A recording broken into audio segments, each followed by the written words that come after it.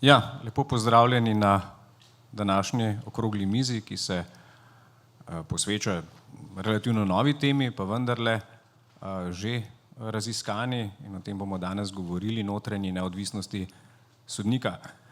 Na začetku bi predstavil, čeprav to sicer ni potrebno, ker gre za zelo znane in priznane goste, pa vendarle vse udeležence okrogle mize. Na moji desni vrhovna sodnica magistra Nina Beteto, predsednica Sodnega sveta doktorica Urška Kežmah, potem sodnik Splošnega sodišča Evropske unije dr. Damjan Kukovec in ustavna sodnica doktorica Špelca Mežnar. Danes govorimo o temi, ki ima sicer nekoliko nenavaden naziv, notranja neodvisnost sodnika. Razvila pa se je v zadnjem času kot nek odgovor na že bolj uveljavljeno zunanjo neodvisnost sodnika. Pa pričnimo nekje od osnov, se mi zdi, da je zmeraj dobro začeti z neko abecedo, tudi to jaz rad počnem, preden preidemo k bolj zahtevnim vprašanjem. Vsakdo, vsaka stranka, vsak posameznik, pravna oseba ima pravico do neodvisnega in nepristranskega sodnika. To pomeni, da sodnik neobremenjeno odloča po pravu in dejstvih in sprejme pravično odločitev, ne da bi bil izpostavljen kakšnim nedovoljenim pritiskom pri svojem sojenju. Zato so sodniki v nekoliko posebnem položaju, drugačnem položaju kot drugi nosilci oblasti ali drugi zaposleni v javnem sektorju. In ta pojem neodvisnosti, kot rečeno, lahko delimo v nekje dva dela. Eno je zunanja neodvisnost, ki pomeni neodvisnost od pritiskov, ki prihajajo zunaj sodstva. Ta je zgodovinsko zelo poznana, ne izvršna oblast, ne vlada, torej ne zakonodajna oblast, ne smeta posegati v neodvisnost sodnika in kakorkoli pritiskati na opravljanje njegove funkcije pri sojenju. Zanimivi razvoj na tem področju pa se je pojavil pri vprašanju, ali je to dovolj. In ker je bil odgovor včasih negativen, se je potem začelo ugotavljati, ali obstaja tudi potreba po notranji neodvisnosti sodnika, torej neodvisnosti sodnika znotraj samega sistema sodstva. To so raziskovale in tudi ugotavljale različne institucije, tudi mednarodne organizacije, tako Evropska zveza sodnih svetov, ENCJ, kot tudi Svet Evrope. Poleg tega pa se je ta pojem notranje neodvisnosti počasi razvijal tudi v praksi meddržavnih sodišč. Evropsko sodišče za človekove pravice je to ugotavljalo. Ob tem pa tudi v notranji praksi tako držav članic Evropske unije, kot tudi seveda znotraj same države tudi pri nas s prakso, predvsem na tem področju aktivnega sodnega sveta. Tukaj je vprašanje, kdaj zadošča ta notranja neodvisnost, nekaj, o čemer bomo danes govorili, kje so njene meje, kdaj je torej položaj sodnika dovolj avtonomen, da zagotavlja neodvisno sojenje za uresničevanje pravic strank, kdaj pa je seveda za delovanje sodstva potrebno, da tudi znotraj sodnih, lahko rekli temu struktur, organizacij, obstajajo določena pooblastila predstojnikov, predsednikov, vodij, da usmerjajo in seveda tudi vplivajo na delo sodnikov, ki mora biti seveda tudi učinkovito.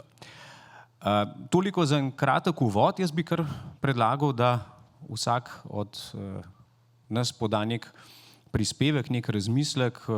Vsi smo se ukvarjali z tem vprašanjem, pa bi kar predal besedo kolegici vrhovni sodnici magistri Beteto. Prosim.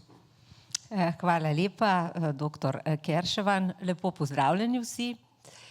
Jaz bi se navezala na tisto, kar je bilo pravkar povedano, to se pravi ta krajši izlet v zgodovino.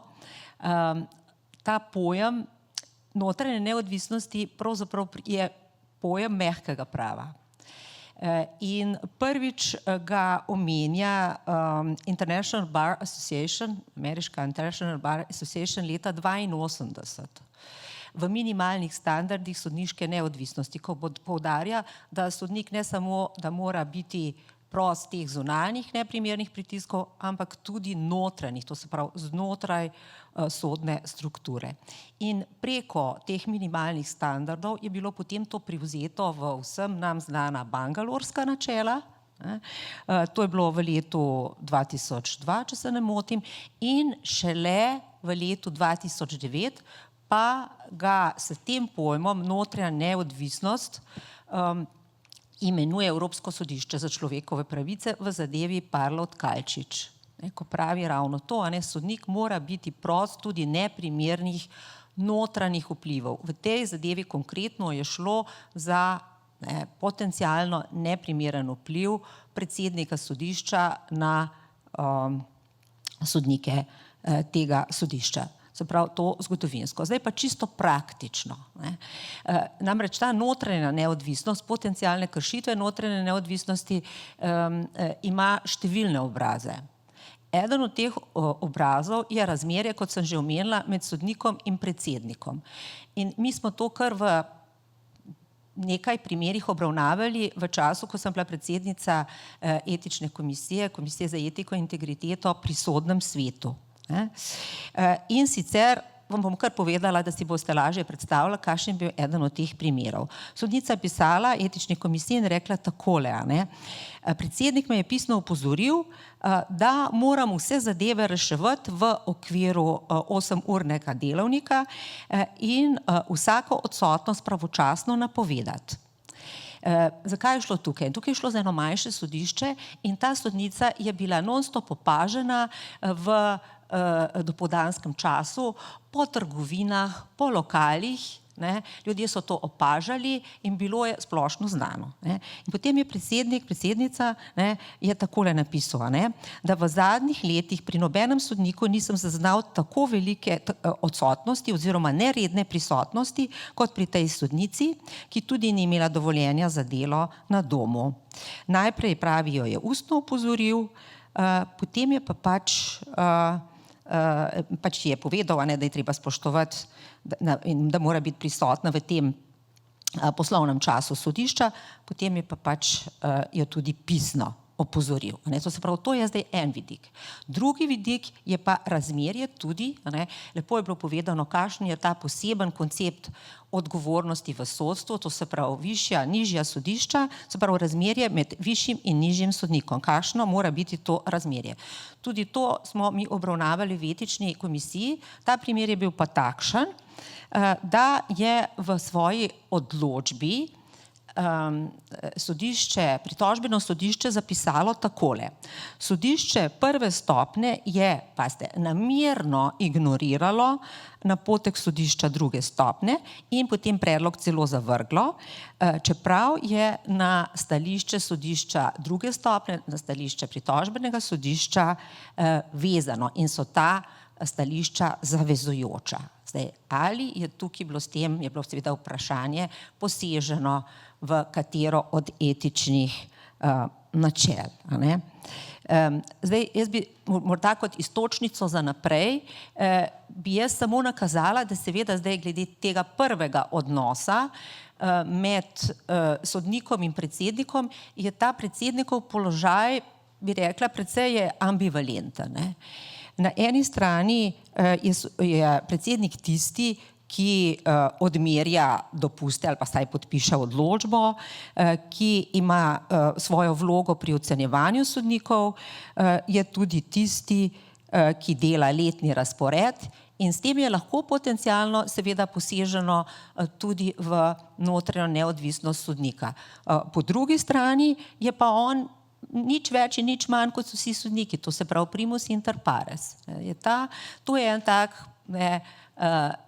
love-hate relationship, mrzlo-hladno, toplo včasih, pa ne prevečkrat. In seveda zdaj, kako to rešujemo?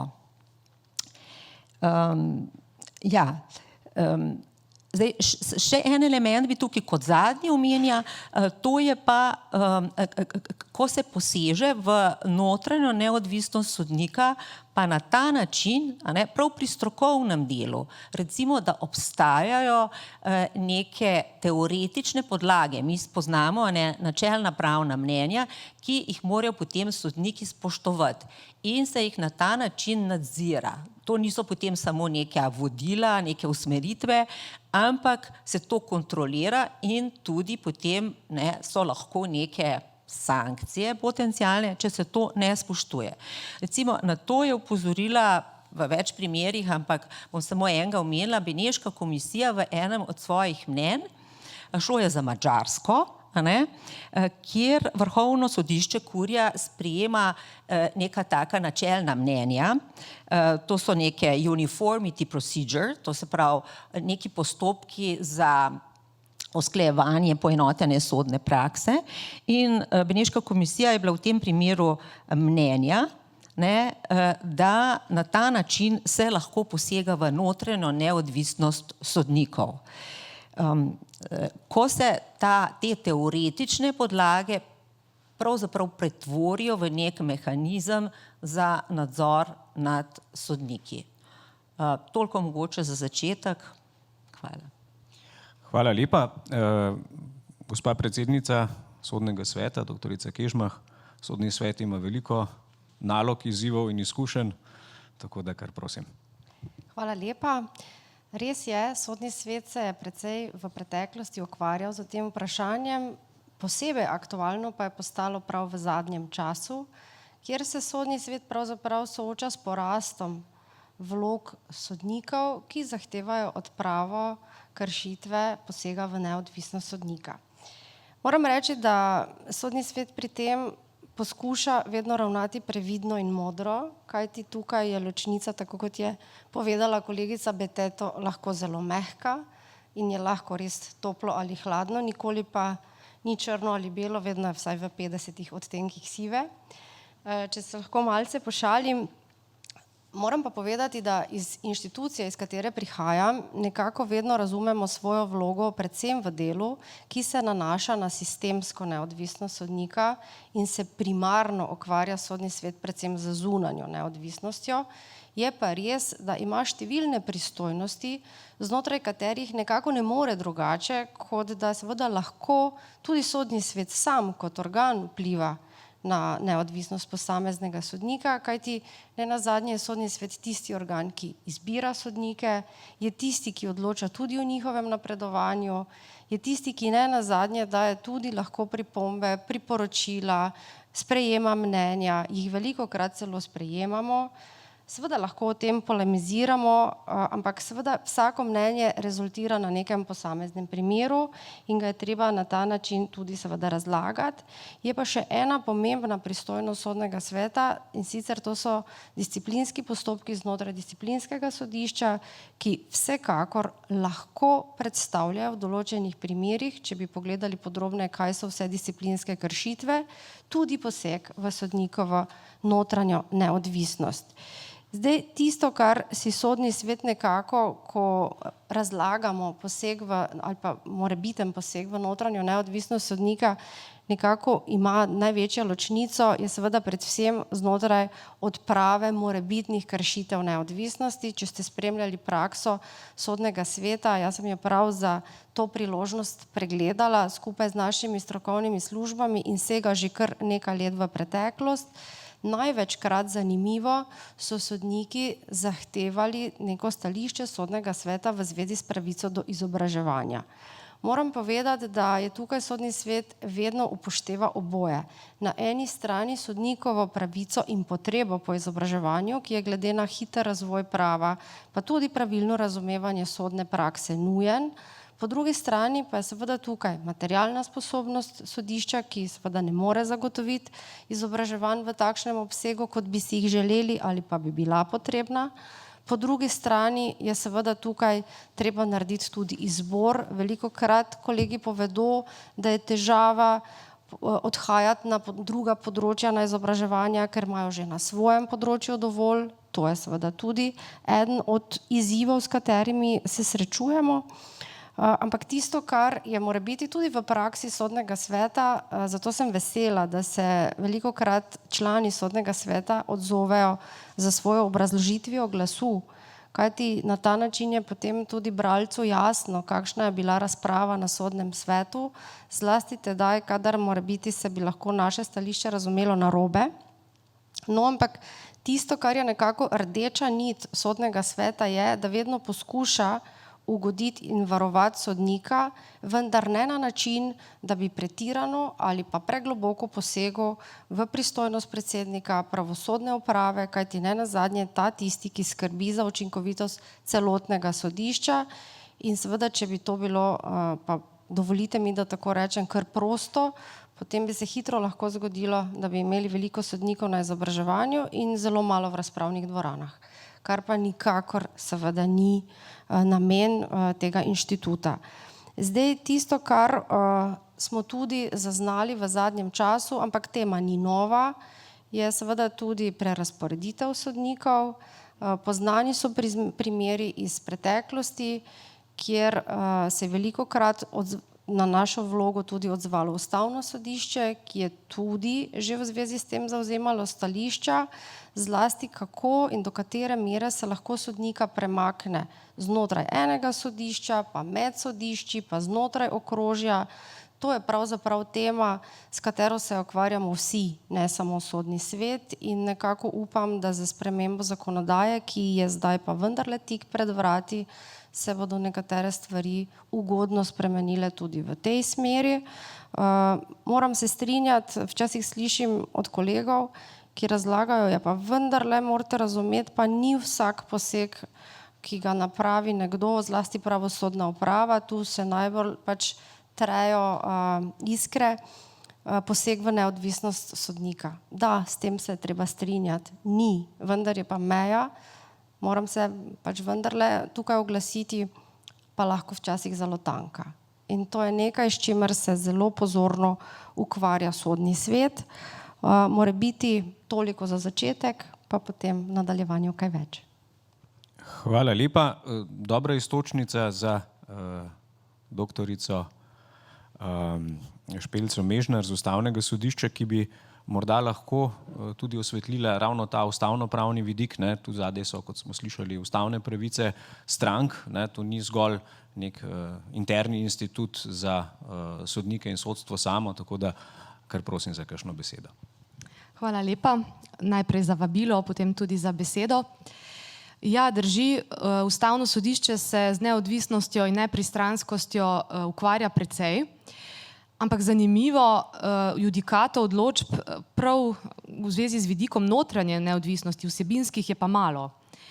Pravzaprav po nekem kratkem pregledu, pa majčkeno sem tudi se pozanimala med strokovnimi sodelavci, ki seveda imajo bistveno boljši vpogled od nas sodnikov, ki smo tam samo začasno.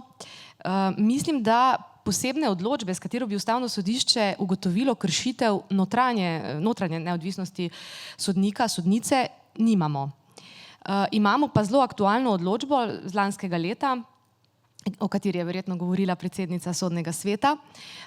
Stara dobro leto, aprila lani je bila sprejeta, vložena na pobudo sodnega sveta, kot rečeno, v zvezi z zakonom o sodiščih, 71. členom, upam, da se ne bom kaj zmotila.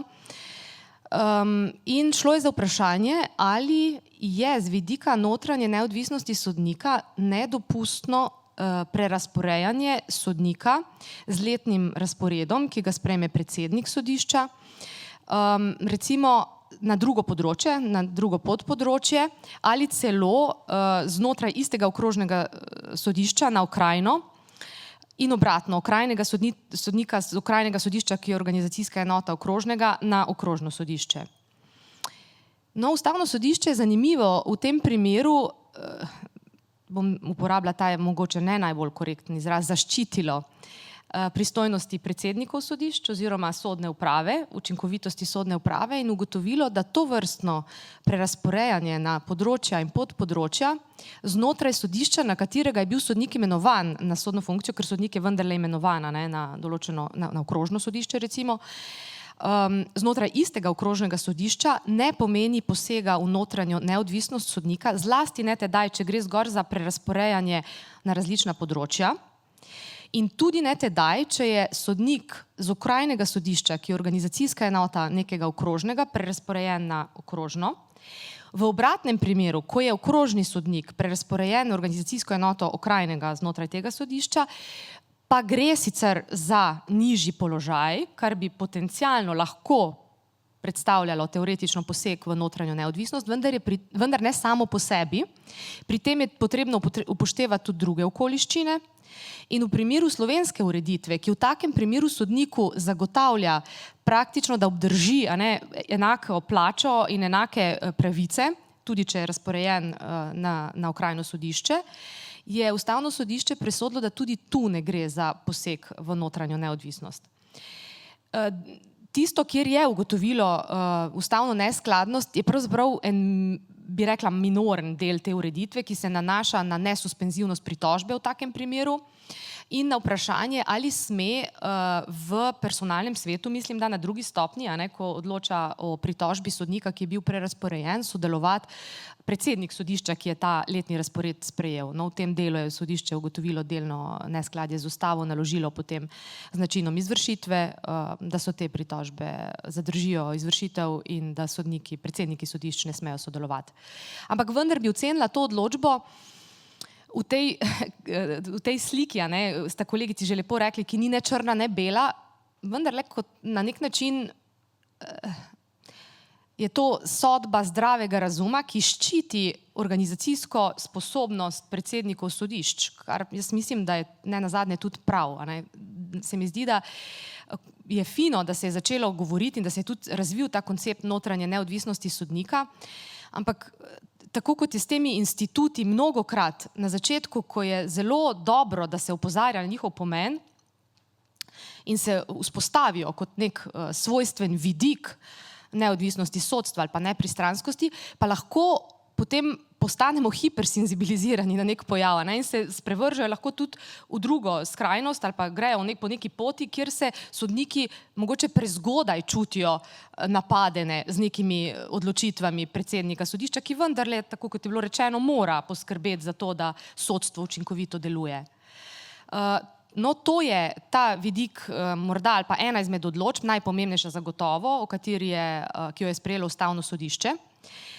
Če pa zelo na kratko, pa mislim, da bo še čas v drugem krogu, povem še nekaj o tem, kako notranja neodvisnost deluje ali pa učinkuje na Ustavnem sodišču z vseh teh vidikov, ki ste jih že omenili. Pa lahko, če želim zelo na kratko odgovoriti na to vprašanje, rečem zelo malo. Teh vprašanj, teh izzivov, s katerimi se redno sodstvo sooča, po moje zlasti na prvi stopnji. Jaz mislim, da večina teh vprašanj, pa vloga predsednika je najbrž bistveno večja na prvi stopnji kot kasneje. No, na Ustavnem sodišču je pa teh dilem ali pa izzivov še mnogo manj. Zdaj, kaj je tako, zlasti zaradi organizacije, čist zakonske, že ustavne, do določene mere Ustavnega sodišča. Kaj s tem mislim, bom samo na kratko povzela, pa bom seveda vesela nadaljne razprave v krogih. Že recimo dodeljevanje zadev na Ustavnem sodišču ima pravzaprav drugačen pomen kot v rednem sodstvu. Na kaj mislim? Poročevalstvo v neki zadevi na Ustavnem sodišču ne pomeni pravzaprav neke prave vsebinske pristojnosti sodnika ali pa sodnice poročevalke v tej zadevi. Pomeni samo, da ti vodiš spis, seveda vplivaš na pripravo osnutkov, nedvomno, ampak vse vsebinske odločitve, tudi vse procesne odločitve s to zadevo se bojo sprejemale plenumsko. Kar pomeni, da sam sodnik razen izdaje sklepa o ustavitvi postopka, če stranka recimo umakne zahtevo, sam ne sprejme nobene odločitve.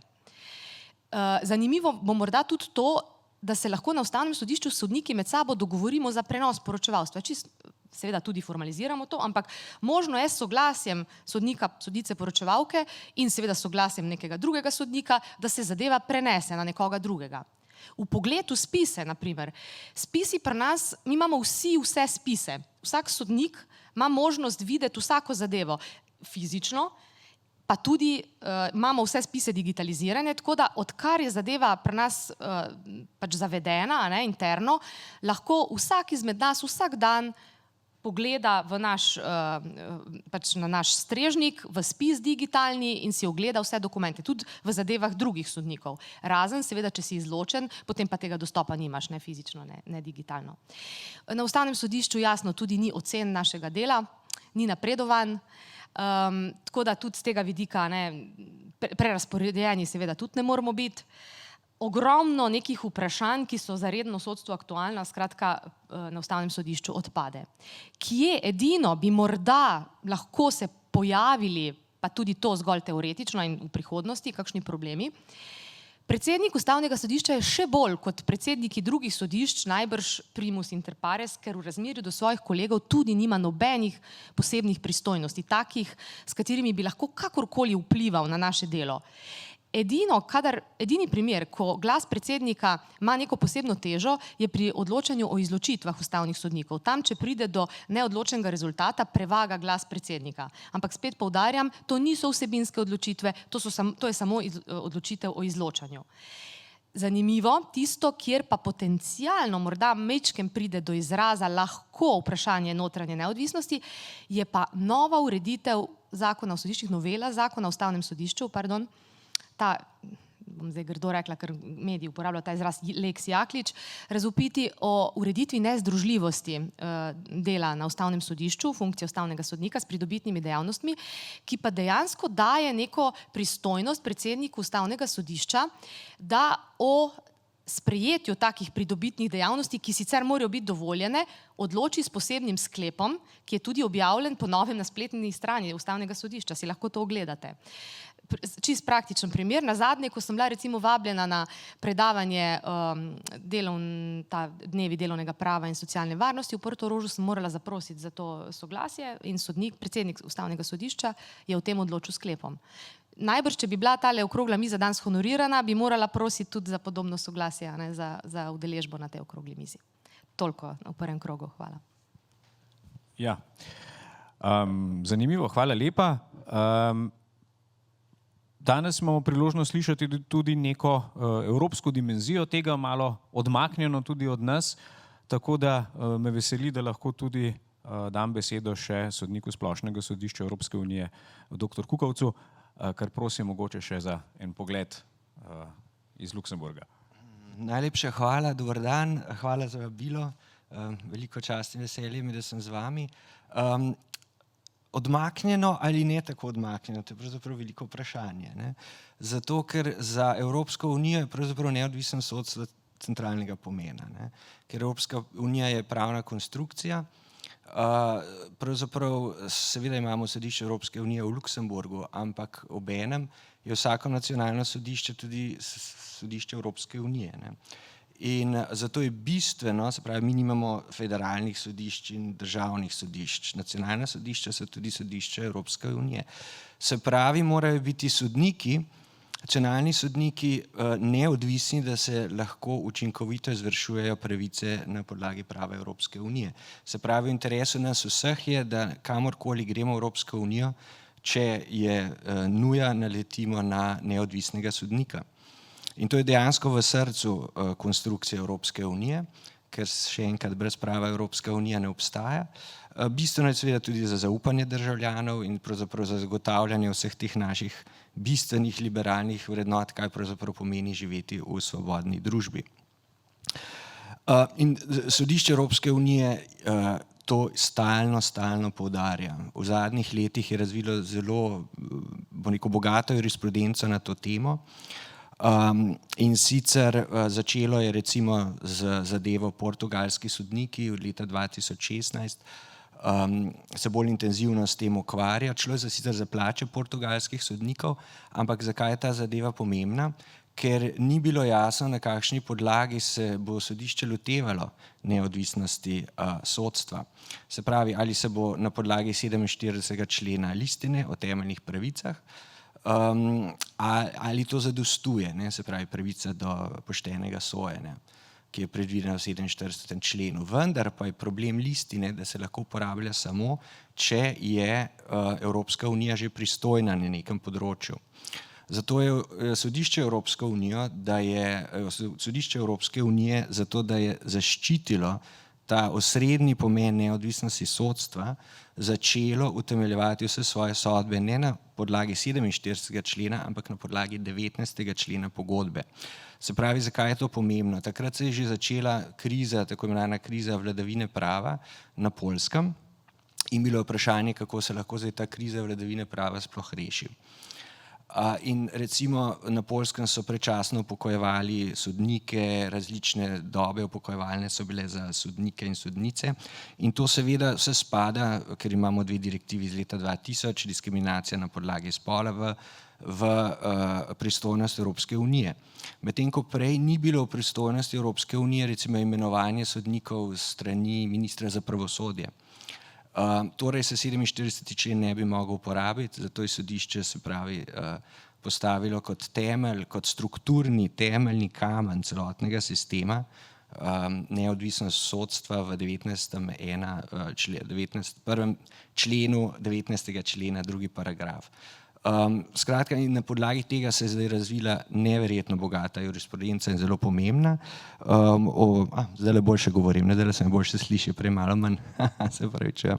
Torej, ja, in recimo sodišče je tudi zelo zaščitilo kakršnekoli poskuse preprečevanja, postavljanja sodiščem, da začenjajo postopke na podlagi predhodnega odločanja. Se pravi, zato ker ta vezni člen med Luksemburškim sodiščem in vsemi nacionalnimi sodišči je 267. člen pogodbe, postopek za predhodno odločanje in v nekaterih državah se dejansko začelo omejevati sodnike, da postavljajo vprašanja Luksemburškemu sodišču in je naše sodišče jasno dejalo, da je to nasprotje z 19. členom. Zdaj, preden grem še bolj podrobno, ker jurisprudence je veliko, seveda ne bom govoril o vsej jurisprudenci, je pa zelo relevantna tudi za vsako državo članico. Enako debato smo pred 14 dnevi z malteškimi sodniki, ki se soočajo s podobnimi vprašanji.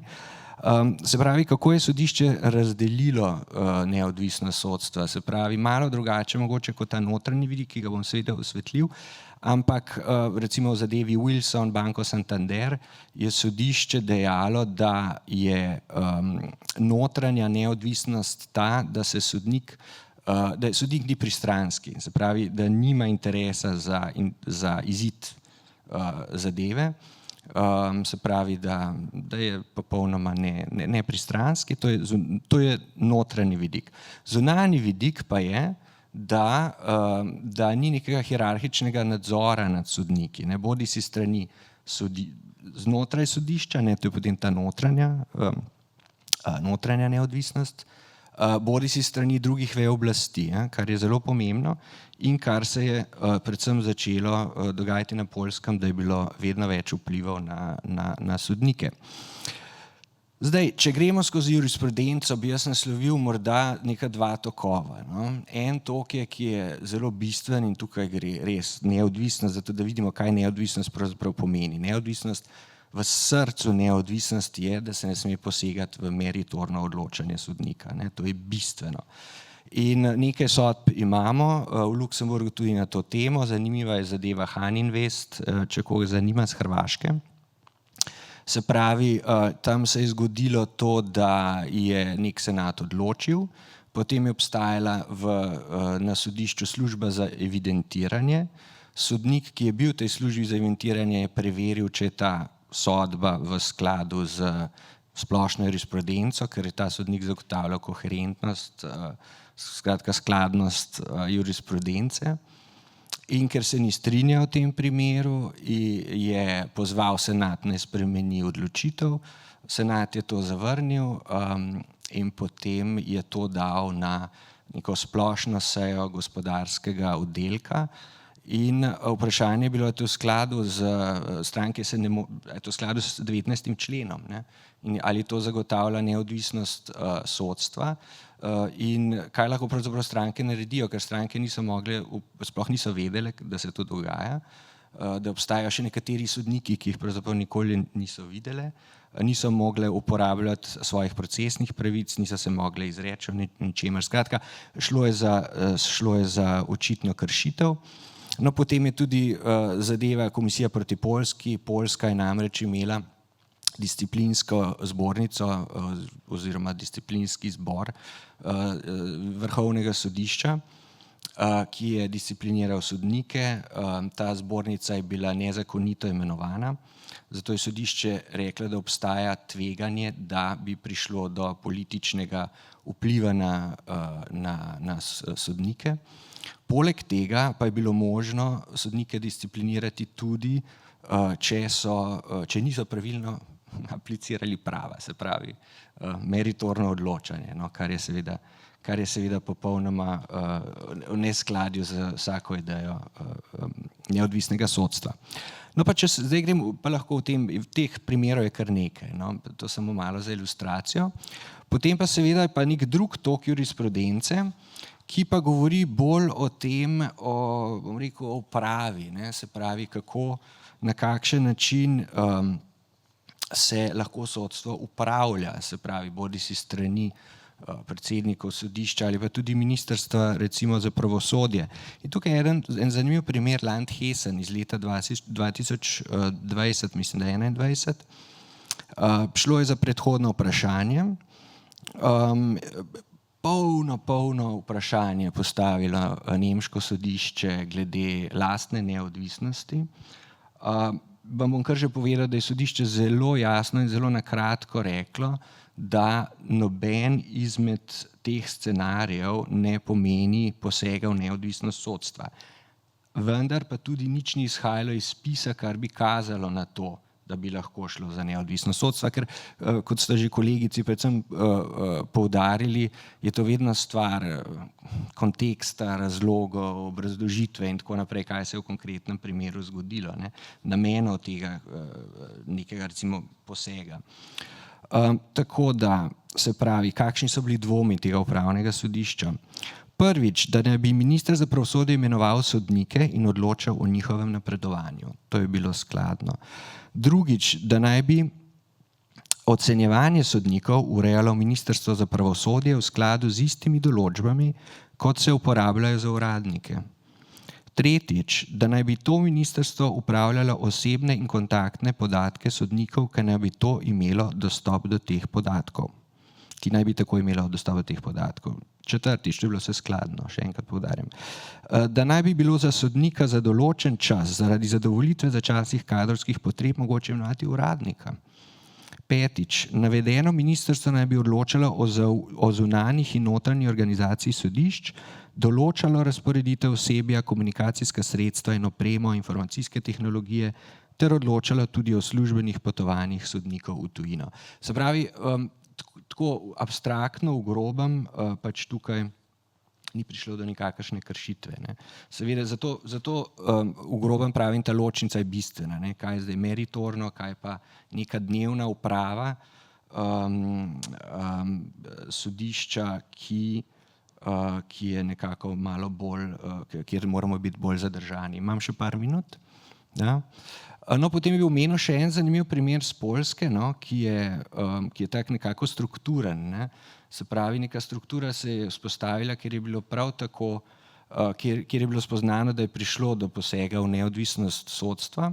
To je zadeva prokuratura. Generalni pravobranilec Bobek je napisal odlično mnenje. Skratka, v grobem, da razložim, šlo je za to, da je minister za pravosodje sodnika imenoval na neko, bom rekel, imel diskrecijo, da ga imenuje na neko višjo pozicijo, boljše plačano, brez kakršnega razloga ali obrazložitve. Po drugi strani pa je zastopal, se pravi v postopkih pred tem sodnikom, državni tožilec, ki je bil neposredno podrejen ministru za pravosodje, ki je odločal o tem, ali bo sodnik, ki je o zadevi odločal, še ostal tam ali ne. Skratka, Bobek je to zelo dobro pokazal, da gre za nekega lutkarja, ne. Minister za pravosodje je pravzaprav igral vlogo lutkarja, skratka lahko je igral na eni strani, na drugi strani, kar seveda je za neodvisnost sodstva katastrofalno. Tako da tukaj, recimo, to je pa en primer, kjer gre pa jasno za kršitev, ne. No, na tej točki bi mogoče samo omenil še eno zadeva, Medel proti svetu, kjer sem bil sporočevalec, smo imeli veliki senat, zelo zanimivo, ker se res vleče ta predvsem situacija na Poljskem že zelo dolgo časa. Tukaj je šlo pa za zadevo, kjer je bilo Poljski dodeljeno 35 milijard evrov pomoči za okrevanje po korona krizi, ampak se je to vezalo na se je podelitev teh sredstev iz seveda proračuna Evropske unije vezalo na reformo poljskega sodstva in mednarodna sodniška društva so tožila pred našim sodiščem, tudi Slovensko sodniško društvo, da ta reforma, ki je bila podana kot pogoj za pridobitev sredstev, ni v skladu z vso to jurisprudenco, o kateri sedaj govorim in še z drugimi stvarmi, predvsem, ker naj bi morali biti sodniki, ki so bili nezakonito umaknjeni, po mnenju mednarodnih sodniških organizacij, avtomatično spet zaposleni in postavljeni. No. Recimo ta reforma pa je predvidevala nov postopek in tako naprej. Veliko je bilo tega, no, ampak to se sedaj še vleče in vleče, veliko je še postopkov pred sodiščem na to temo. Zdaj glede o dodeljevanju, še kaj povem, dodeljevanje, predodeljevanje. Zdaj pri nas na splošnem sodišču imamo en poseben sistem, kako se zadeve dodeljujejo. Dodeljuje jih predsednik sodišča, to je pač neki red, ki je objavljen v uradnem listu. Zadeve dodeljuje predsednik sodišča in sicer po recimo nekako po 3 kriterijih. Bodisi da si specializiran za pravo uslužbencev, če si boš in si v tistem senatu, je možno pač podeli zadeve, ki pridejo z tega področja na sodišče tem senatom. Se pravi, če pa gre za pravo blagovnih znamk, jaz sem recimo v senatu, ki delamo tudi blagovne znamke, potem bo dodelil pač zadevo, kot pride po vrsti, dodeljuje različnim senatom. Ne. Potem po valovih, kako pač zadeve pridejo in kako so vpisane v zapisnik. Potem drugi kriterij so, druga skupina zadev, ki se posebej dodeljuje, so zadeve na področju varstva konkurence, državnih pomoči in vprašanj mednarodne trgovine, se pravi dumping, subvencije in tako naprej. Tretje imamo pa vse ostale zadeve. In tako se to potem v bistvu po valovih senatom dodeljuje. Sta pa 2 izjemi od teh 3 recimo kriterijev, in sicer ena je koneksiteta, se pravi, če nek senat ali pa nek poročevalec že dela na podobni zadevi, bo predsednik to dal temu senatu, in pa enakovredna je obremenitev senatov. No, to je še en kriterij, ki je izrecno predvidevan in ga upoštevamo. Tako da ja, potem pa predsednik senata potem spet po podobnih kriterijih razporedi posameznim članom senata. No, tako je pri nas glede dodelitve zadev. Imamo tudi jurisprudenco na to temo, ampak da ne bom zdaj preveč govoril, bom to pustil potem še za naprej. Glede ocenjevanja pa tudi imamo pri nas nekak sistem drugačen, to je zadnja stvar, ki bom zdaj zaenkrat še rekel. Pri nas imamo sistem notranji, da se nadzira roke, mi imamo notranje roke. Dokdaj moraš recimo poslati senatu poročilo o zadevi, predhodno poročilo ali pa osnutek sodbe kasneje. In potem je taka tabela za vsakega sodnika in če si prepozen, pač si označen z rdečo za tisti primer. No. Tako da, kar je dostopno vsem znotraj sodišča, seveda ne zunaj. Tako da teh notranjih rokov se probamo kar držati. Jaz sem vesel, ker sem v skupini ljudi, ki nima niti ene zamude. Je pa potem seveda, če pa poleg tega sistema imamo pa še sistem, če se določena zadeva enostavno preveč vleče, predolgo časa traja, potem 3-krat na leto naš predsednik sodišča pošlje vsem sodnikom, katere so te zadeve, seveda kontaktira lahko potem sodnike in jih vpraša, zakaj vse skupaj traja predolgo. No, to je nekaj iztočnic, veliko iztočnic, veliko imam še za povedati, ampak vse drugo za debato. Hvala. Hvala lepa.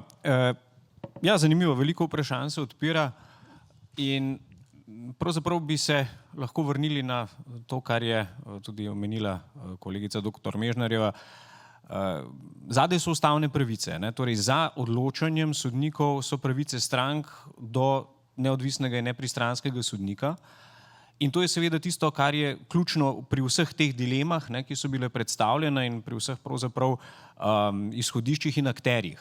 Stranki mora biti zagotovljeno, da bo sodnik odločil brez pritiskov.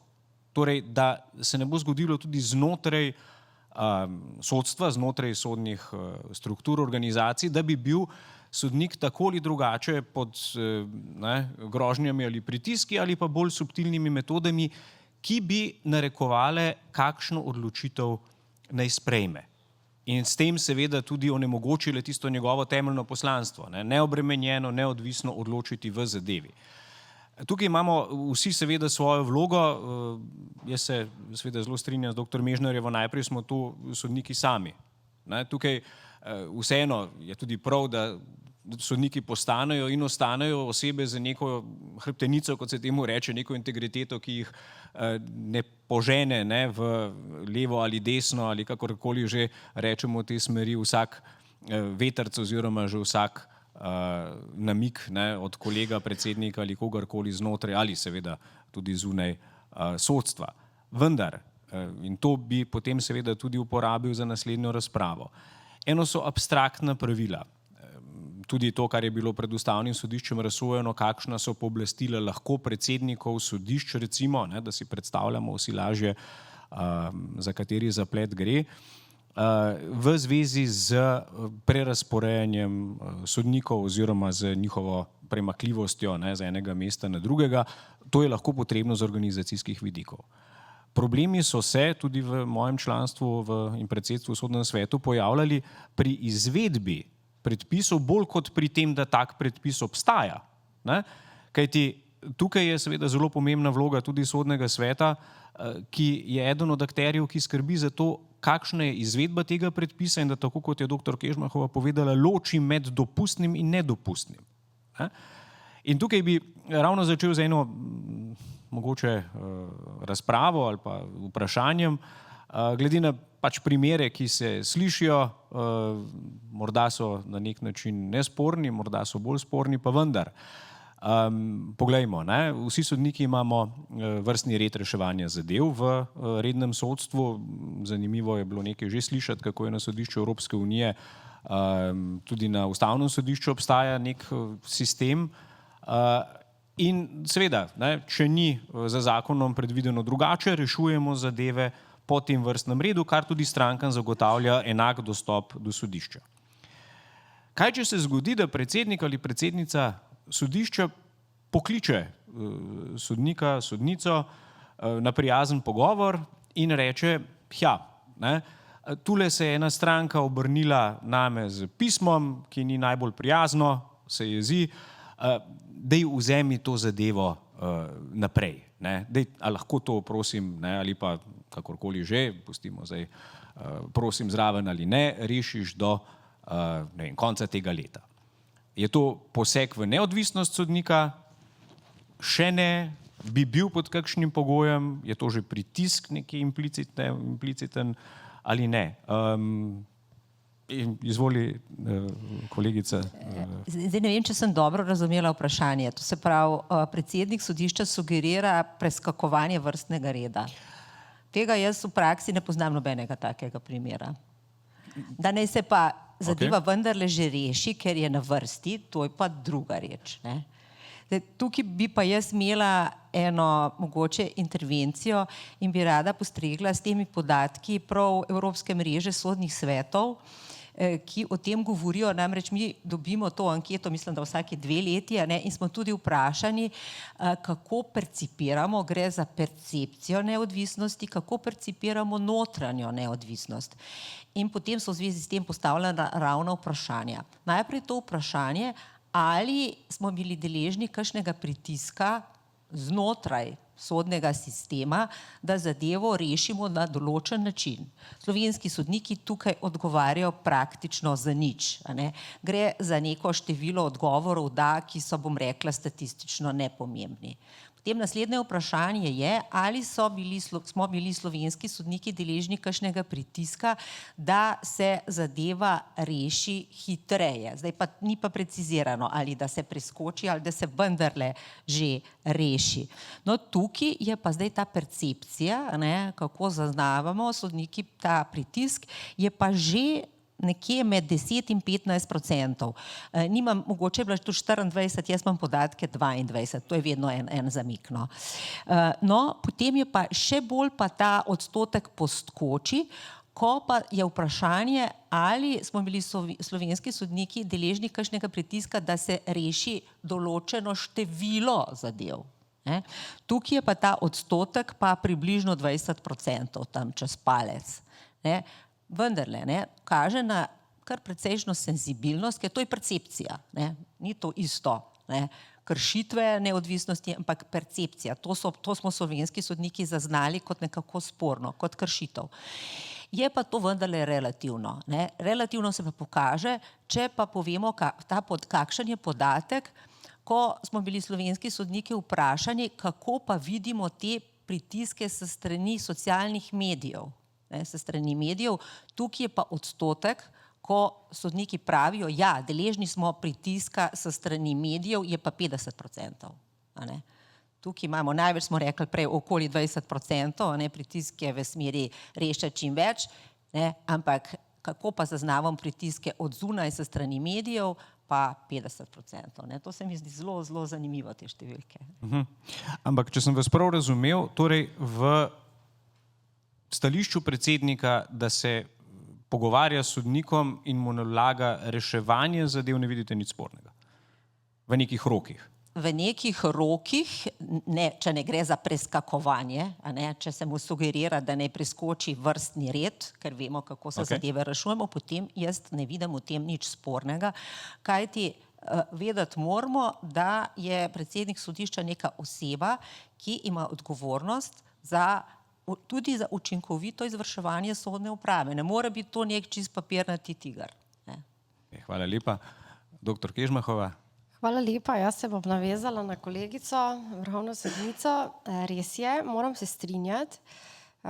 Tudi jaz se iz svoje sodniške prakse ne spomnim takšnega primera, da bi nekdo sploh to povedal.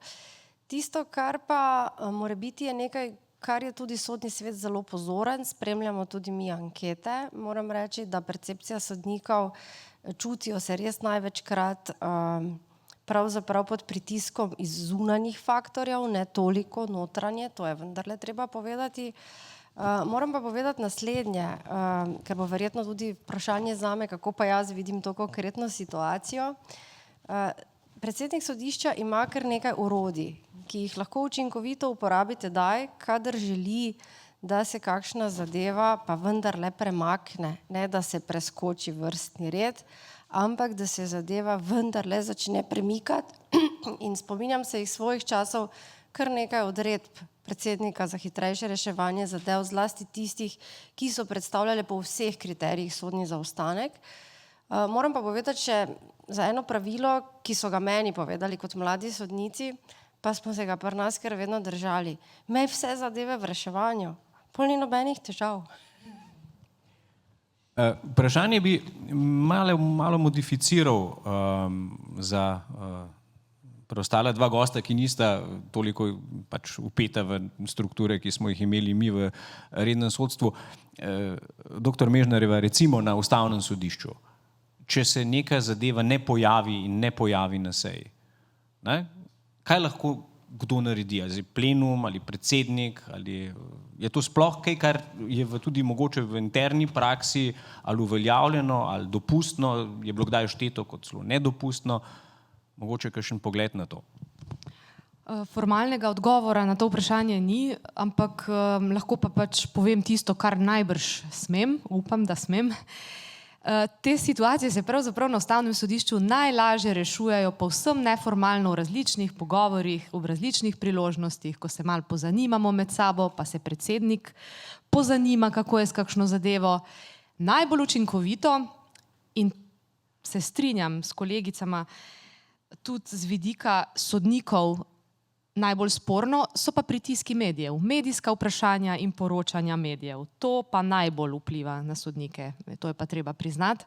In zanimivo, ob vseh teh razpravah o zunanji in notranji neodvisnosti sodnikov se vedno ukvarjamo samo s temi vprašanji, delite oblasti, pa potem pritiski praviloma izvršilne veje oblasti, včasih zakonodajne, če gre za sodniške plače, pa potem notranja neodvisnost, pristojnost predsednikov in tako dalje.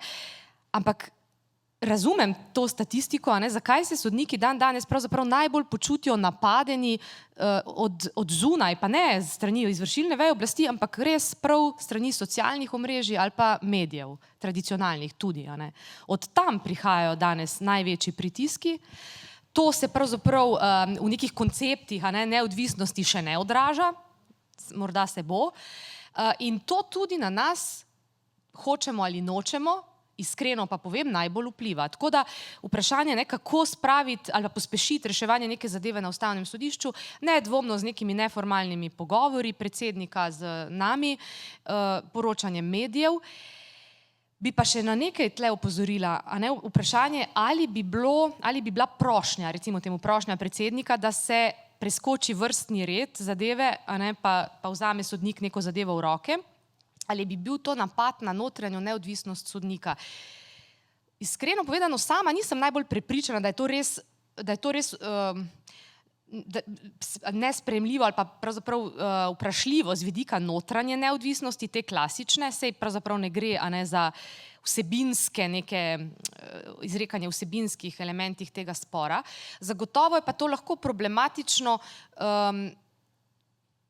ko razmišljamo o tem, ali je taka oseba potem primerna za predsednika sodišča, ker to pa pomeni zagotovo kršitev nekih pravil o reševanju zadev po vrstnem redu. Zdaj na Ustavnem sodišču teh pravil o vrstnem redu nimamo tako strogih, ampak kot sam voditelj te okrogle mize dobro ve, ker je pač delal tudi na Ustavnem sodišču, jih rešujemo načeloma ravno tako, a ne po vrstnem redu. Do teh primerov, da bi predsednik predlagal preskakovanje vrstnega reda, ne prihaja, zagotovo pa, to pa res, tega pa ne moramo preprečiti, lahko sodnik ali pa sodnica vzame v roke stvar in jo tudi reši, naloži svetovalcu, svetovalki, da jo reši, preden formalno pride na vrsto.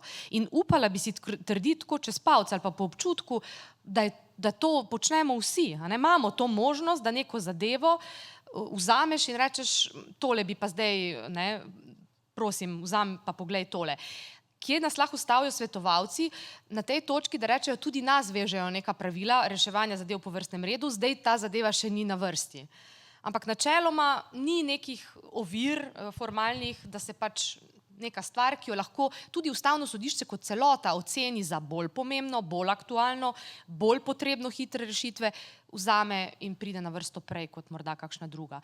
In mislim, da je to tudi ustrezno, da nimamo, vsaj na Ustavnem sodišču, nekih res zacementiranih pravil, katere zadeve morajo biti prve in se jih držimo kot pijanec plota. Hvala lepa. Kakšen pogled še iz sodišča Evropske unije?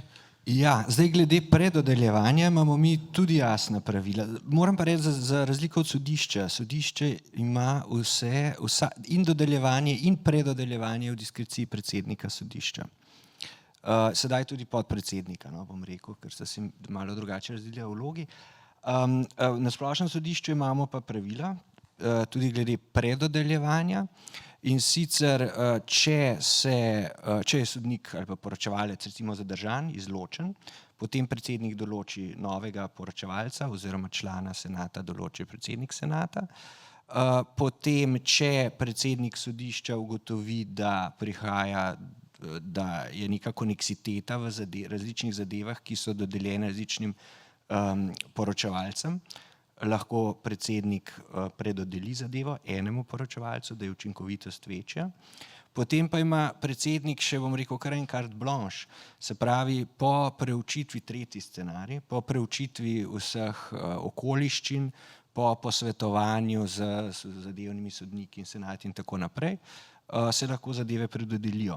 Tukaj gre pa predvsem, bom rekel, za dva scenarija. Eden je enostavno obremenitev Se pravi, če je en sodnik izjemno obremenjen, vidi se, da se je zadeva razširila, ker pri nas včasih zadeve nepredvidljive, se to vsi vemo, ne? In potem se lahko predodeli, ampak to je čisto v pogovoru nekako, ne?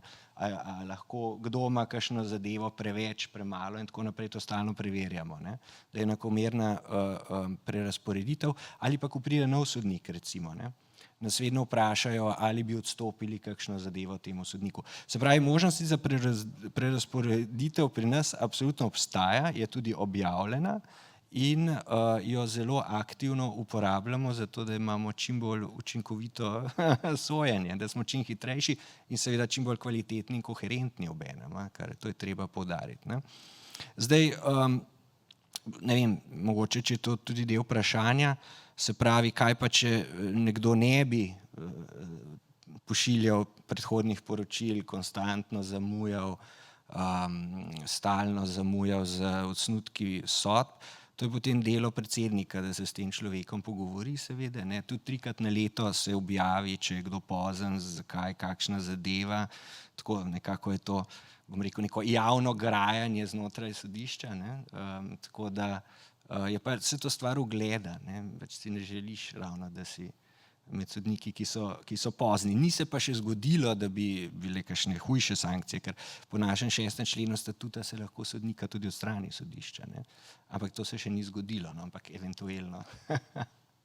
Ja, če se lahko navežem malo mogoče s provokativnim vprašanjem, kaj pa na ustavnem sodišču, če nekdo ne bi delal? To je recimo ta primer. Ne bi prinesel spisov na sodišče, ne bi prebral nobenega osnutka, prišel bi na sejo ali pa tudi ne. Obstajajo kakšni mehanizmi, ki jih štejete za dopustne ali obstoječe sploh? Obstoječih mehanizmov po mojem vedenju ni, ne? To pomeni, sankcionirati se tega ne da. Ustavnega sodnika je mogoče razrešiti samo iz 3 razlogov, ki so navedeni v ustavi in nobeden izmed njih ne ustreza temu. Tako da ne, tudi za, ne vem, teoretično bi bilo možno, da se sodnik 9 let ne bi udeležil nobene seje, pa jaz ne vidim podlage za to, da bi ga lahko razrešili, a ne. Seveda izhaja celotna ureditev, celoten sistem iz neke predpostavke, da smo sodniki dostojni ljudje, razumni, da funkcioniramo normalno in da takih stvari ne počnemo. Ampak vendarle, seveda, ne, povsod so neke razlike med posamezniki, tudi v tem, kako pogosto in pridno rešuješ spise. Jaz bi rekla, da s tem na ustavnem sodišču načeloma nimamo težav, da bi nekdo ne reševal spisov. Deloma je to posledica tudi tega, kar tudi ni skrivnost, da primarno na spisih vendarle delajo svetovalci, strokovne osebe in svetovalke, in ko pripravijo gradivo, ki ga mora sodnik preštudirati, ne, je to tudi neke vrste pritisk, tako, ne, in motor, motivacija, da nekaj narediš. In prepričana sem tudi, da če se dolgo kakšna zadeva ne bi pojavila na plenumu, posebej tedaj, kadar bi res šlo že za zaostanke, večletne zaostanke, bi predsednik najbrž tudi malo povprašal sodnika, kdaj namerava s to zadevo. Tudi spet se vrnem k temu, kar sem že omenila, v takih primerih pač pridejo medijska vprašanja, a ne, tudi na ustavno sodišče, kdaj računamo ali pa planiramo obravnavo takšnih dolgotrajnih postopkov. Ja, hvala. Zdaj, sodstvo je kot redno in specializirano sicer bistveno bolj regulirano, ne. Mi smo izjemno podrobno, ne, regulirani strani različnih zakonov, torej strani oziroma iz različnih predpisov. In eden med instituti, ki je pri nas že dolgo časa uveljavljen, pa vendarle se lahko v zvezi z njim tudi pojavi kakšno vprašanje ocenjevanja sodnikov, ne. Na ustavnem sodišču in splošnem sodišču oziroma sodišču Evropske unije v celoti takega ocenjevanja ni, tudi še kje drugje ne. Pa bi vprašal seveda mogoče najprej doktor Kežmahovo, šteje, da je to ocenjevanje pri nas tako, kot je urejeno, poseg v neodvisnost sodnika, morda v določenih primerih, sploh ne, morda tudi kakšen primer, ko se je to pojavilo kot nek element posega v neodvisnost, kakšen komentar na to? Ja, hvala. Samo po sebi seveda ne. Sistem deluje že veliko let in ni, bi rekla, zaznati kar a priori ali pa posploševanje, da se tukaj nekaj čudnega dogaja, to bi me zelo presenetilo. Se pa lahko to pojavi kot težava tedaj, ko bi na primer nekdo na ta način poskušal disciplinirati sodnika. To pa je vendarle treba povedati, kajti vemo, kdo so glavni akterji pri ocenjevanju posameznega sodnika, pa tudi pri njegovem napredovanju. Moram sicer reči, da vendarle to je treba priznati, Sodni svet, kadar odloča o teh vprašanjih, se praviloma zanese na oceno personalnih svetov. Tudi nismo imeli zdaj nekih diskrepanc, kjer bi opazili, da bi se nekaj čudnega dogajalo. Se pa lahko zgodi, teoretično govorim, da bi pa lahko posamezni predsednik tudi na ta način preko mnenja, ki ga napiše o posameznem sodniku, poskušal vplivati na oceno. To bi teoretično bilo možno. Se ne spomnim, da bi imeli v tej smeri kakšno pritožbo ali pa navedbo, da bi se z njo konkretno, vsaj v mojem mandatu, ukvarjali, ne.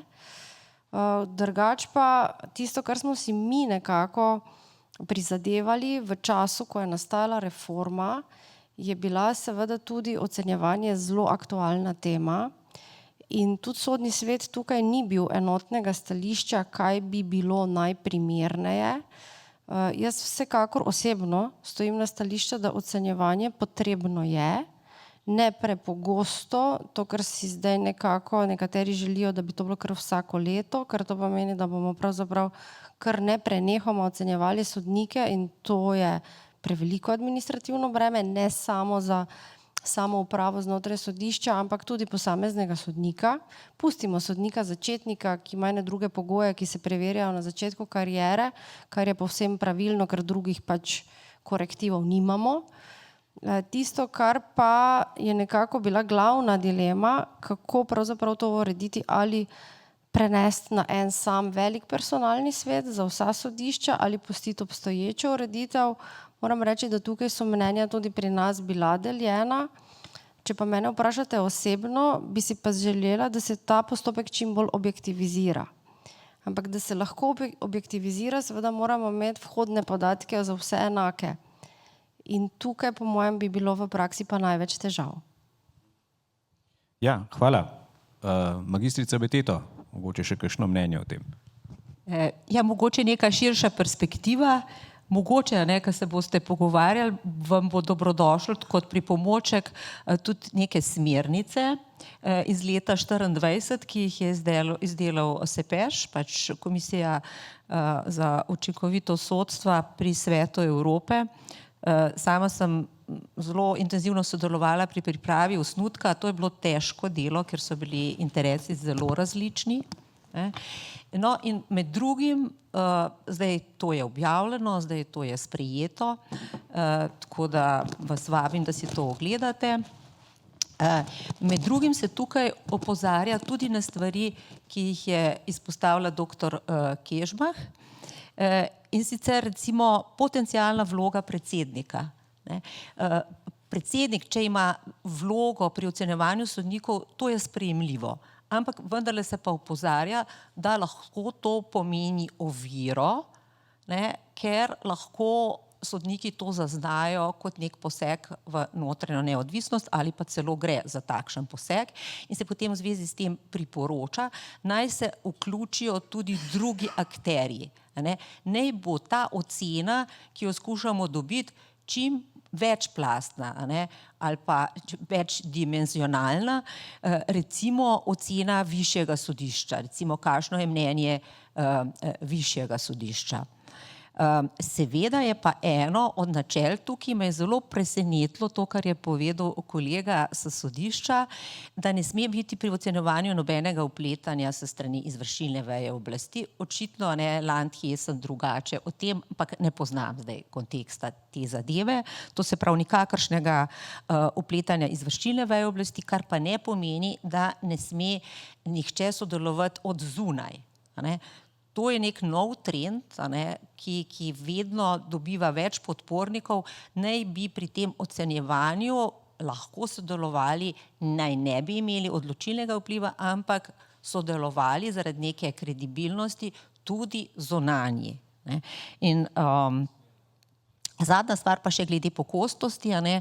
Te smernice, bom rekla, se dotikajo vseh vidikov ocenjevanja, številnih od kriterijev in tako naprej, tudi pogostosti, in tudi tukaj se točno to reče, naj ocenjevanje ne bo preveč pogosto. Tudi to se lahko, ne, šteje kot nek poseg, če je to prepogosto, to je na stalni pritisk na sodnika, da se potem ne zmore pospečati sojenju, ne. Se pravi, mislim, da je tam 3 leta čez palec je nekaj kar primerno, no. Ja, mislim, da imamo čas še za eno vprašanje, ki je nadgradnja pravzaprav tega, mogoče najbolj delikatno ali pa mogoče sporno. Zdaj smo se pogovarjali o tem, kako je z vprašanjem ali pa primerom, če sodnik ne dela. Kaj pa, če dela, vendar slabo dela? Ne? Zdaj seveda, mislim, da smo vsi zravnali hrbtenico že, ali, ne, v vprašanju, kaj pomeni zdaj slabo. A to pomeni, da se kolegi z njim ne strinjajo, ali da pač je odločil na neki podlagi nekih novih teorij, odstopil od obstoječe prakse. Ampak seveda, ne, zdaj iz perspektive strank, ne, govorim čisto praktično, ne, zdaj doktorate sicer o delovanju sodstva in sodnih svetov pišejo ljudje z kakšno novo izkaznico za knjižnico pa dostopom do interneta, ne, ampak jaz mislim to čisto iz pogleda sodne dvorane. Sem večkrat slišal tako v kolegialnih pogovorih, tudi pustimo, pripravništvo smo delali pa tako naprej, da vendarle nismo vsi enaki, ne kot sodniki, ne seveda kot odvetniki, tudi ne kot tožilci, kakorkoli že. Ampak poudarek, ki ga želim dati in me zanima vaše mnenje o tem, da obstaja vendarle nek, ne, mogoče prostor presoje, da nekdo vendarle slabo opravlja svoje delo. Ne. Zdaj, ali kot sodnik sploh lahko pride v položaj, da bi bil zaradi tega sankcioniran? Je prav, da bi prišel tak položaj, ali ne? Čisto bolj kot razmišljanje, ne kot morda izvedba, ali je z vidika notranje neodvisnosti sodnika sploh treba odmisliti tako situacijo, ne? Torej sodnika v tem delu niti ne bi tako in njegovega dela pravzaprav vrednotili. Komu bi dal najprej vroč kostanj, mogoče kar doktor Kežmehovi? Seveda. Ja, moram reči, da je to zelo zanimivo vprašanje. Če bi o njem razmišljala iz vidika stranke v postopku, zanesljivo bi si vsi želeli enak dostop do sodišča in enako neodvisnega sodnika. Moram reči, da tudi sama, pač žal se poklicno srečujem z takšnimi situacijami, ko imajo ljudje takšno percepcijo. To pa ne pomeni, da je tudi takšno dejansko stanje. To bi si vendarle želela izpostaviti, ker da vsi kar posplošeno domnevajo nekatere reči, to je tipična sicer značilnost ljudi, ki pa je velikokrat daleč od realnosti. To je prvo izhodišče. Drugo, kar pa bi povedala, pa je, da sem si jaz vedno prizadevala in si tudi sedaj, da vendarle sistem sam identificira težavo, ki jo ima, tudi če je ta težava posameznik, sodnik, in ne bi rekla, da gre za poseg v notranjo neodvisnost sodnika tedaj, kadar sodnik svojega dela ne dela. Mi imamo v skrajnem primeru, jaz sicer moram osebno povedati, da sem to zelo kritizirala velikokrat, celo kazniva dejanja za primere, ko bi sodnik izkrivljal pravo in ne delal. Teh primerov upam, da ni veliko, vsaj jaz ne poznam, da bi bili, ampak vendarle neke skrajne opcije tudi za takšne primere imamo. Bi pa ravno zoper, če se vrnemo na temo, ki smo obravnavali prej, skozi sistem ocenjevanja, pregledovanja dela sodnikov, ne nazadnje tudi z vidika pravnih sredstev, ki jih nekdo vlaga zoper odločitve sodnika in odločitve inštančnih sodnikov, pa vendarle bilo možno pogledati ali pa dobiti sliko o tem, kako posameznik dela. To ne pomeni, da če se nekdo ves čas opira, je slab sodnik, lahko si res želi spremeniti sodno prakso, ampak vendarle distinkcija tukaj se vidi. In jaz mislim, da vkolikor je sistem sposoben prepoznati takšne primere, ima tudi možnost sankcionirati. Kolegica vrhovna sodnica, magistra Beteto. Ja, mi pravzaprav tak sistem imamo, ne. Če je ocena sodnika negativna, potem mu lahko funkcija preneha. In moram povedati, da to ni v nasprotju z mednarodnimi standardi. Ne gre zdaj za primere, recimo, ko gre za skorumpiranega, boh ne daj, so neka te primere, ne, ali pa recimo za neko bolezen ali pa kaj drugega podobnega, ne, ampak preprosto za nekoga, ki je sicer prišel v sistem, pa ni za to delo, ne. In potem je prav, da potem sam sistem take subjekte tudi, take sodnike tudi izloči. In če se prav spomnim v mnenju številka 17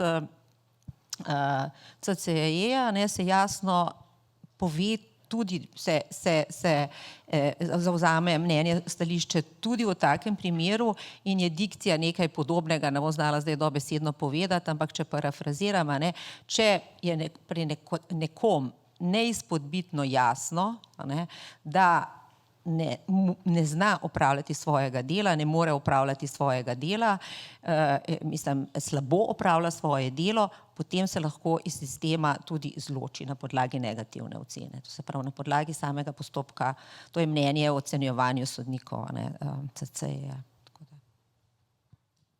Ne morem mimo vprašanja na Ustavno sodišče, bi rabili sistem ocenjevanja tudi vi? Ne, sej, kot rečeno, seveda sistema ocenjevanja ni in iskreno povedano tudi mislim, da je bi bil nesprejemljiv, absolutno nesprejemljiv. Ne glede na to, kar sem povedala, da torej ustavni sodnik praktično ne more biti sankcioniran, ne za nedelo, ne za slabo delo, bi rada vseeno javno povedala, da je to tudi po mojem mnenju edini možen sistem, če želimo ohraniti delovanje neodvisnosti tudi ustavnega sodišča. Kaj hočem povedati? Kakršnokoli odpiranje vrat sankcioniranju ustavnih sodnikov za slabo nedelo ali pa kaj podobnega bi seveda odprlo možnosti zlorabe tovrstnih institutov in ko tehtamo slabosti enega in drugega pristopa, jaz mislim, da je treba tu dati prednost takšni ureditvi, kot je zdaj. Pravilno je torej, da so ustavni sodniki mnogo bolj, to iz vsega, kar je bilo povedano, najbrž lahko izpeljemo, mnogo bolj nedotakljivi ali pa celo praktično nedotakljivi. To je prav. Zato, ker mislim, da se je treba slabim sodnikom, v narekovajih, izogniti pri vstopu na ustavno sodišče. To je edina zapora, tam se opravi selekcija in edino, kar lahko storita predsednica, ko predlaga kandidate, kandidatke in državni zbor, ko jih izvoli, je, da v tistem trenutku opravijo svojo nalogo tako, da na ustavno sodišče pridajo neodvisni. In ko rečem notranje neodvisni, pa zdaj ne mislim tega vidika, o katerem smo govorili skoraj že uro pa pol, ampak mislim to neodvisnost, ki se pravo izmuzne in je tudi ni mogoče regulirati. Je pa možno pri najmanj 40 let starih ljudeh sklepati na njo ali pa ugotoviti, da je ni iz preteklega dela. Skratka, mislim, da je naša ureditev ustrezna, taka kot je. In tudi mislim, da ni prav, da se o slabih ustavnih sodnikih razpravlja v nekem formalnem okolju. Slabega sodnika pravzaprav ni več. Odkar si imenovan na to mesto, si pač ustavni sodnik in se domneva, da si dober. Drugo je seveda, so neki neformalni razgovori, medosebni, ob kavah. Jaz razumem, da so takšne oznake. Jaz vem zase, da veljam za najslabšo sodnico vseh časov. Me to ne moti. Ampak mislim pa, da ni ustrezno, da bi v nekih zasedbah na državni ravni, javni sferi se o ustavnih sodnikih drugi kolegi ali pa predvsem tudi druge veje oblasti izrekali kot o slabih. Kot rečeno, čas za to se izteče v tistem trenutku, ko je sodnik na to mesto imenovan ali sodnica. Ja, jaz bi samo poudaril, da slabih ustavnih sodnikov ne vabimo na naše okrogle mize. Tako da mislim, da je to tudi že dovolj povedano, kaj si vsaj jaz mislim o takih ocenah. Doktor Kukovec, ocenjevanje sodnikov na sodišču Evropske unije. Ja, hvala. Najprej se strinjam z rečenim, absolutno. Naprej pa pri nas, ne vem, seveda nimamo ocenjevanja sodnikov, to je lahko tudi nekako diplomatsko sporno, lahko, ker smo imenovani strani držav članic in potem rangirati sodnike potem iz katere države, nek rang, če bi obstajal, problematično bi lahko bilo diplomatsko. Pri nas je to stvar ugleda v bistvu. V bistvu vsi sodniki pravzaprav si želijo, da imajo ugled, tako da pri nas se nekako disciplinira ljudi predvsem z ugledom, bi rekel. No. Pri nas je miselnost mogoče malo drugačna. Vsi si želijo velike primere. Pri nas ni tako, da bi se ljudje želeli imeti čim manj primerov, pa čim manj kompleksne primere. Vsi si želimo imeti čim večje, čim bolj odmevne, čim bolj kompleksne. Zato, ker je prvo to intelektualno zelo zanimivo, ker lahko razviješ jurisprudenco in tako naprej. Tako da se v bistvu s tem vprašanjem praktično ne srečujemo. No. Tako da taka je situacija pri nas. No. Prav, hvala lepa. Jaz mislim, da smo prišli do nekega vsebinskega zaključka. Jaz povzetka ne bom delal, ker se mi zdi, da je preveč odprtih vprašanj in tudi je prav tako, ne, da se še o njih razpravlja. Hvala lepa res vsem za današnji prispevek, za čas, za seveda zanimivo razpravo, tako da bi to okroglo mizo jaz zaključil. Tudi bi se zahvalil seveda vsem, ki ste danes prišli in seveda vsem želim tudi lep konec tedna.